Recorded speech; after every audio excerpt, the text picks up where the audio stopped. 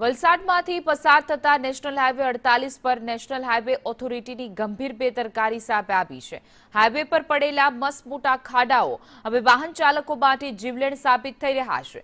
મોડી રાત્રે ભારે વરસાદ અને ઓવરબ્રિજ પર બંધ સ્ટ્રીટ લાઇટને કારણે સર્જાયેલા અંધારામાં વાહન ચાલકોને રસ્તા વચ્ચે પડેલો ખાડો દેખાયો ન હતો। પરિણામે એક સાથે 15થી પણ વધુ વાહનોના ટાયર ફાટી ગયા હતા અને અનેક વાહનોને નુકસાન પણ પહોંચ્યું હતું। ઘટનાના કારણે ઘણા વાહન ચાલકો અને તેમના પરિવારજનો રસ્તા વચ્ચે અટવાઈ ગયા હતા। આ ઘટનાને નેશનલ હાઈવે ઓથોરિટીની કામગીરી સામે ગંભીર સવાલો ઉભા કર્યા છે।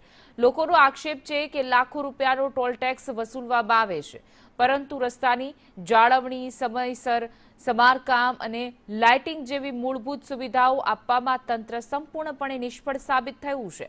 વાહન ચાલકોમાં ભારે રોષ જોવા મળી રહ્યો છે અને હવે પ્રશ્ન એ ઊભો થયો છે કે શું કોઈ પણ મોટી દુર્ઘટના સર્જાય તેની રાહ જોવાઈ રહી છે।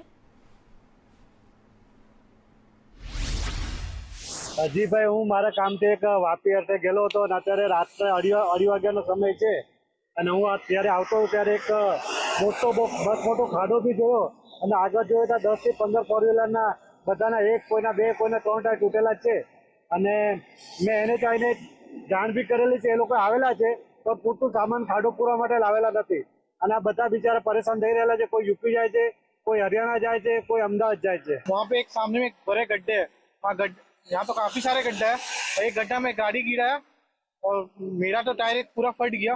साथ में मेरे साथ 15-20 गाड़ी फंसा है। सबका टायर में 2 टायर, किसी 3 टायर, किसी 1 टायर। मेरा न्यू टायर था, पूरा टायर खराब हो गया रास्ते वजह से।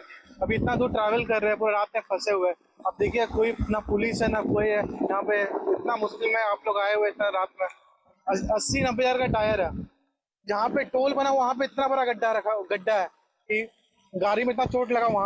वहाँ उससे पूछे, बोले उसे कि इतना गड्ढे आप लोग रिपेयर नहीं करे, आप लोग टोल दे रहे। बोला सामने कंप्लेन, वहाँ पे कंप्लेन करिए। वैसे सोमनाथ के लिए जा रहे थे, अचानक एक गड्ढे में गाड़ी का आवाज आ गया जोर से। गड्ढे में जाने के बाद दोनों टायर हमारा लेफ्ट साइड का पूरा हवा गया, पंक्चर हो गया और फट गया टायर। तो आगे आके हम लोग लेफ्ट में रुक गए। पहला गाड़ी हमारा ही था, उसके बाद एक एक करके 7 से 8 गाड़ी ऐसा ही सबका सिचुएशन हुआ और सबको यही प्रॉब्लम हुआ है। तो अभी बारिश भी इतना चालू है कि कोई हेल्प भी नहीं मिल रहा है।